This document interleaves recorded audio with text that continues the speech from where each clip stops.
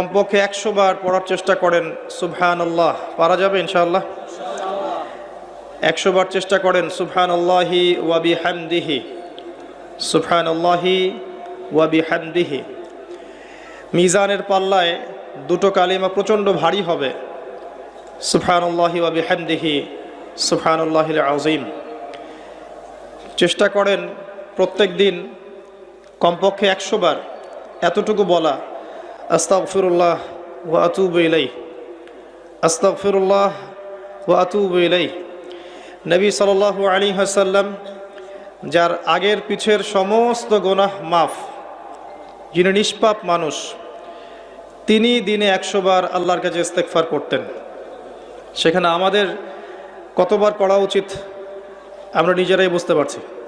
কমপক্ষে 100 বার বলতে চেষ্টা করি আস্তাগফিরুল্লাহ ওয়া আতুবু ইলাইহি।